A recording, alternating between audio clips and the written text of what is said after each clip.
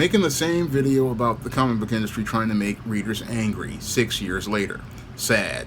Just sad. No hope, no change for the comic book industry. Now available in paperback and e-readers. Isis, Revenge of the Cyber Goddess.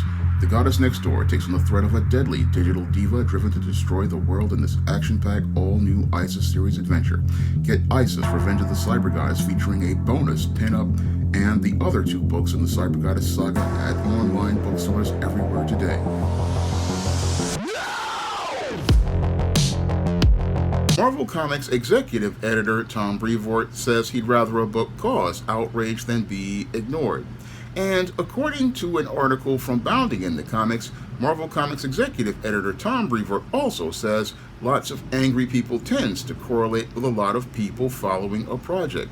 Now, Tom Brevoort is following an approach to business where he's thinking that because people are upset about actions that happen in stories, that this anger basically is something that's good for the publishing business. However, when I look at Tom Brevoort's statement, it basically shows me that when it comes to the comic book industry, people basically have not really learned anything at all as related to the publishing business. Now, Albert Einstein said the definition of insanity is doing the exact same thing and expecting a different result. And when it comes to many comic book editors, they really don't see how they continue to use the same approaches, and it doesn't really lead to anything improving as related to the comic book business. Now, Tom Brevoort is basically making the same statement that Dan Didio made around the time that he decided to end the DC Universe and caused a lot of controversy when he ended the classic DC Universe in 2011 to launch the New 52. And yes, this caused a lot of outrage among DC Comics fans. However, and it led to a lot of people following DC Comics. However, what it didn't lead to was long-term sales. Now, when it comes down to the publishing business, your ultimate goal is to go out here and generate sales, and all of these efforts to cause outrage really don't go out here and generate long-term sales. No, what happens as related to these controversies is, yes, they cause a lot of outrage online in places like message boards and social media websites, and causes a lot of YouTubers like myself to be able to make videos about the whole subject regarding whatever controversy these comic book companies create as related to their gimmick-laden stories. Unfortunately, all of those events to cause outrage don't really help the overall business, which is sales, because when it comes to the comic book industry as related to all of this outrage will go out here and, yes, make a lot of clickbait articles and a lot of clickbait videos, but it won't go out here and generate actual sales of the books, because when we look at the numbers for the sales, when it comes to most of these stories that are designed to cause outrage, they really don't go out here and have the record numbers the way organic stories did. Now, back when I was growing up in the 1980s and early 1990s, a lot of editors, they didn't look to cause outrage. No, when it came to a lot of editors back then, they were looking to build anticipation, and building anticipation by creating stories that had strong setups and led to really solid payoffs for the reader. And it was building up those stories over the course of 3 to 4 issue story arcs that led to building up that anticipation as stories set up and paid off. And as stories set up and paid off, what this did was create a lot of word of mouth for many of these comics, and created a lot of word of mouth for these comics that built up a buzz that got readers excited. And as readers got excited, they basically got happy and basically were excited to pick up the next book coming up the next month. But Tom Brevoort, like Dan Didio before him, believes that you need to cause outrage as related to comics and get people angry because, in his opinion, angry people go out here and spend more money than happy people. But when I look at the sales of comics and compare them to the golden era of the 80s and the 90s when comics had their resurgence, it's clear to me that when people were happy and excited, they bought a lot more comic books, and that shows in the numbers of books like X-Men getting up to selling almost 1 million copies every month, Spider-Man selling a 500,000 copies every month, and Batman selling close to 1 million copies every month, and many other lower tier books like Iron Man and Captain America selling 250,000 copies a month. It really shows me that when it came to things, when people were happy, they bought a lot more books. And when the quality of those books were good, what happened is people went out here and were willing to try other titles and take a risk on them. And this is something I saw when I used to go out to comic shops like Forbidden Planet when I was a teenager. I mean, I remember going to Forbidden Planet, and after picking up books that were my favorites like Iron Man, West Coast Avengers, and Captain America, I would go out here and try out other books, and I would try out those other books because I felt excited about getting these books that were my favorites, and I felt like, okay, I'm feeling good, so I want to go out here and give another book a try. But Marvel's editors think you need to have outrage to go out here and get people into the store. But from what I'm looking at as someone who has been in the publishing business for over 15 years, is it's not looking like it's driving foot traffic to the comic shop or to the reader, to the digital platforms to go pick up digital books. No, what's really happening as related to these books is people just head over to a pirate website, go look at a bootleg copy as related to their outrage, and keep their money in their pocket. So this whole strategy of, again, causing outrage to make it where people go out here and remember a book is basically, again, makes these books infamous, but makes it where this whole pattern is ignominious as related to the business of publishing. Because once again, when it comes to the business of publishing, your goal is to go out here and generate sales. And again, I don't see how this is generating sales in a sales business like publishing.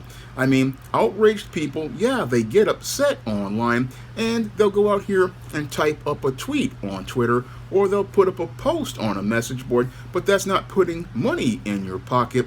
Moreover, when these people read clickbait articles, yeah, that makes money for the clickbait article publisher like Abounding Into Comics or a Comic Book Resources. They make money on the ad dollars. Same thing for many of the comics YouTubers out here. They make lots of money on clicks and views, but the publisher Marvel or the publisher DC don't really make any money at all as related to the deal. So this whole plan of, again, causing outrage really doesn't work. Now, Tom Brevoort wants us to believe that it's better to have outrage than be ignored.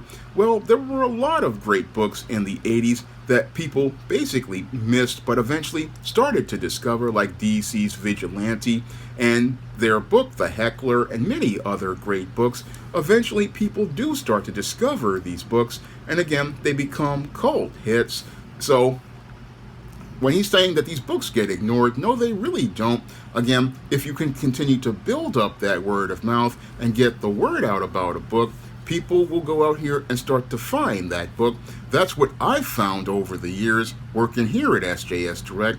I mean, sometimes a book won't take off in the beginning, like in the case of books like Isis Wrath of the Cyber Goddess, or some of the other books that I've had on the SJS Direct imprint, like A Recipe for Success. Sometimes I'll have a book that won't do well in the beginning, but sometimes after a couple of months or a couple of years, people start to discover that book. And again, once they find that book, they start to tell other people about that book. And sometimes you just have to be patient in this business in order to generate that press. I mean, things are not going to be where you're going to have an instant hit most of the time. I mean, even the X-Men were not an instant hit. No, when Giant Size X-Men #1 came out, that book took years to build up its momentum from the time when it came out, I believe, in 1975 to the start point where it started getting popular around 1980, I believe, because it took about 3 to 5 years for the audience to start finding the X-Men, start discovering the characters and the story, and that had people going back for the back issues. I mean, sometimes it takes time for people to find and discover a character like John Haynes. I mean, John Haynes basically has been around since about 2005 when I brought the character back from 1990, and I started writing The Temptation of John Haynes, and he had been around, published since 2011, but he really did not get starting to get popular, even though he made his reintroduction in Isis Wrath of the Cyber Goddess. He had been around in Esteem books, but in Wrath of the Cyber Goddess, that was the first big John Haynes story, but people really didn't start to pick up the character until about 2016 when I did The Man Who Rules the World and Isis Bride of Dracula. It was Bill Walko's Isis Bride of Dracula cover that really started people getting into the John Haynes character, and the Bride of Dracula story was where people started to notice him. And after I did the story John Haynes, A Conversation with Death, that's when the character really started to pick up. So sometimes it takes time for people to discover a character, and it's better for people to discover a character organically than have you create a lot of outrage, because a lot of times the outrage you create basically, again, alienates the customer and prevents the customer from being able to go out here and be excited about a book. And when they aren't excited about a book, you wind up failing to answer the critical question a writer like myself has to answer, and a publisher like myself has to answer before we send a book to print. And that question is, why should we care? I mean, why should people care about stories where Captain America is revealed to be a Hydra agent? Why should people care about stories like the death of Kamala Khan, Ms. Marvel? Why should people care about Ben Reilly's character, who's basically been used for shock and all shock gimmicks and shark marketing stunts? I mean, why should people care if these stories are not going to, again, resonate in an organic fashion or create milestones as related to a character's development? I mean, why should people care, oh, you killed a character like they killed Superman, if that character is going to be back in a couple of months? Why should people care if nothing is going to have any resonance and help you to see how these characters grow? I mean, why should the customer care if there's nothing special about the story? And that's what all of these shock marketing stunts do. They make it where the customer stops caring and stops being excited and anticipating the next book. Instead, what happens with the customer is they start to become apathetic and indifferent. And when customers become apathetic and indifferent, they stop caring about a product and they stop counting down the days until that next product comes. No, what they do is just become completely apathetic.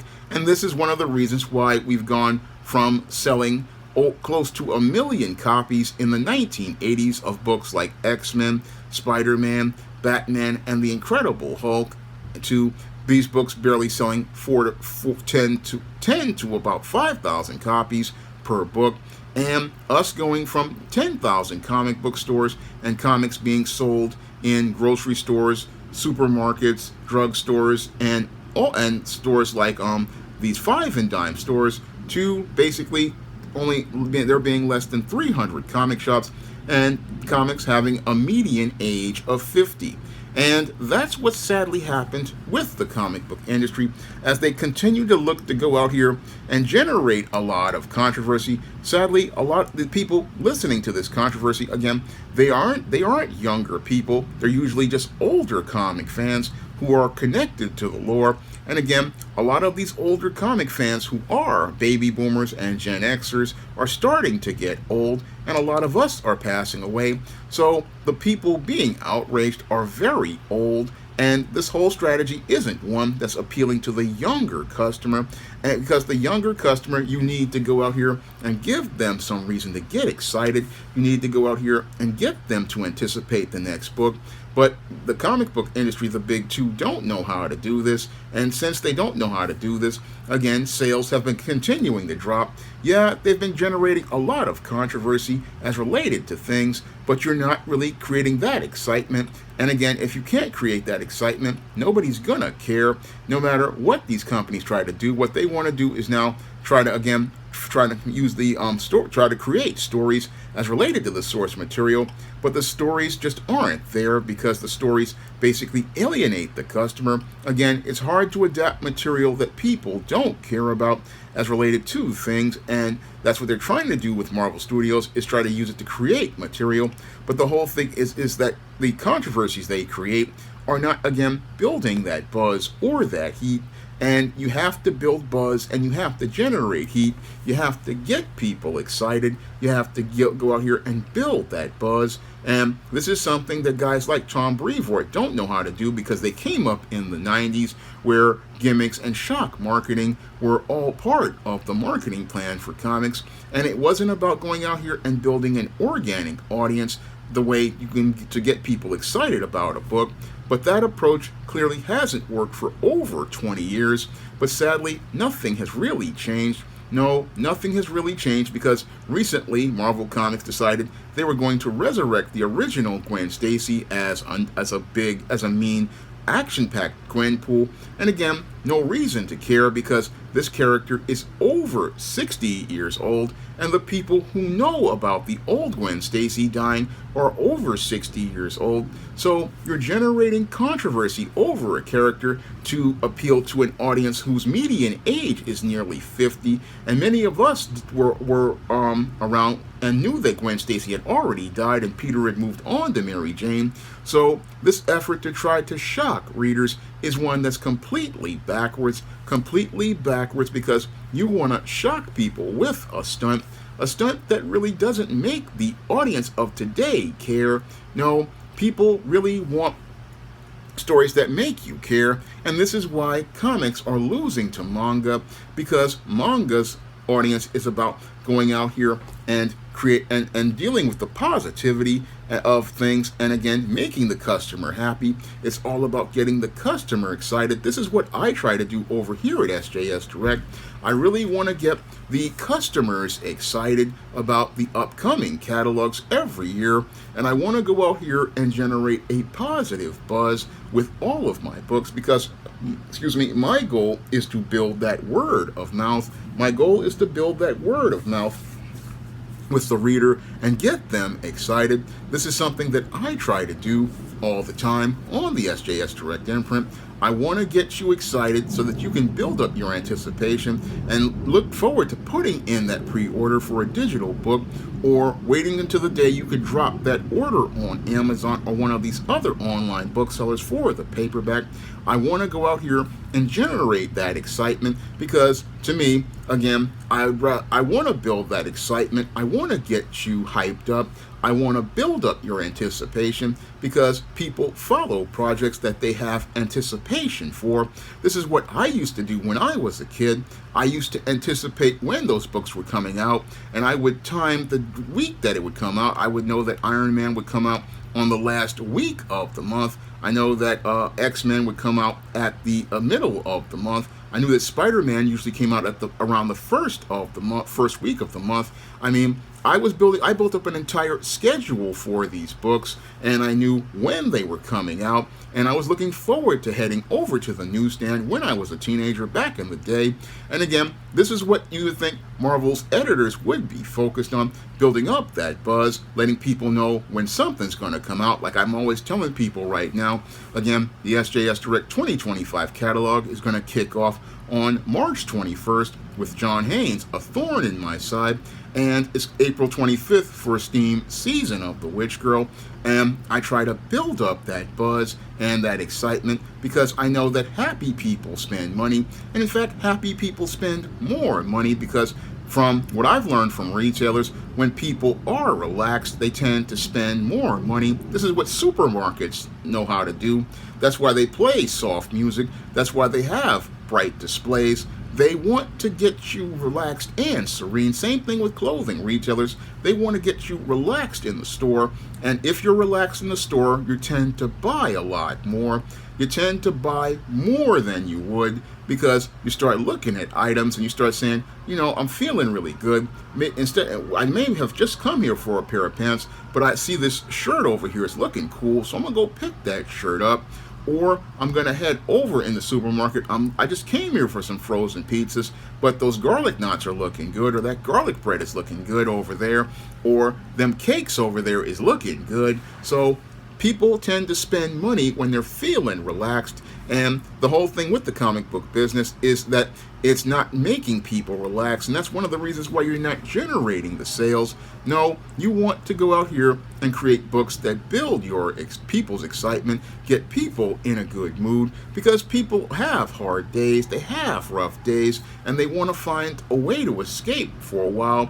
And the thing is that with comics, they don't want to give you that escape. They want to give you another problem. And this is why the angry people, they'll go on a website and again, vent their frustrations on a message board, vent their frustrations on social media, drop a comment on a YouTube video, but they ain't putting down no money on these books. And that shows by the anemic sales that I've been seeing over the years. The anemic sales where I'm seeing these books, again, they're not selling in the tens of thousands. They're not selling in the hundreds of thousands like they did in the 80s. No, these books barely sell 10,000 today, and it's all due to a failed marketing approach, because what Tom Brevoort really needs to think about is what happened to Dan Didio. Dan Didio went out here and followed this approach, and as he followed this approach, basically it eventually led to Warner Brothers winding up terminating him, and after they terminated him, that basically led to DC Comics falling into obscurity, and it looks like Marvel is going to follow down that road of falling into obscurity because their editors really don't understand the publishing business, and they don't understand that the goal of a publisher isn't to go out here and cause controversy. Your goal is to generate sales, and your goal is to form a relationship with the customer, where you can build their trust. And that's what I do here at SJS Direct, is try to build a relationship with trust with the customer, where they know that they can look forward to the next book, and look forward to the next book where they can go out here and hang out with some friends and relax with some people and read a fantastic adventure where the heroes eventually go out here and win. And as they read those stories again, they're feeling good. And when people feel good from a story, they go out here and pick up more stories. That's just how the business goes. But sadly, those in the comic book industry don't understand this, and sadly are continuing to try to fit a square peg in a round hole, because in the Arkham certified comic book industry, the definition of insanity is doing the exact same thing and hoping to get results to change. But in the real world of business, the definition of insanity is doing the exact same thing and expecting a different result.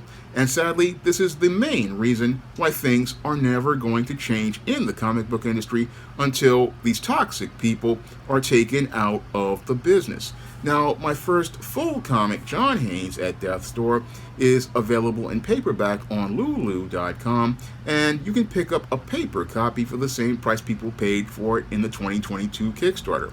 And my first digital comic, A Steam No Good Deed, is available on Kindle for just 99 cents, so you can try out and see how I create comics for just 99 cents on Amazon.com. And you can get that same Esteem story in the Esteem series book, Esteem Blast from the Past, which is available with all the other SJS Direct Universe books, like the ISIS series, the Esteem series, the John Haynes series, the books of the Spinsterella trilogy, my vampire novel, Eternal Night, and my sorority novel, The Thetas, and my business novel, Recipe for Success. You can find all of those books in paperback and Kindle format on Amazon.com, and you can find them on digital format at other online booksellers like Drafted Digital and Google Play, and in paperback at other online booksellers like Barnes & Noble, Walmart, Target, and Books A Million.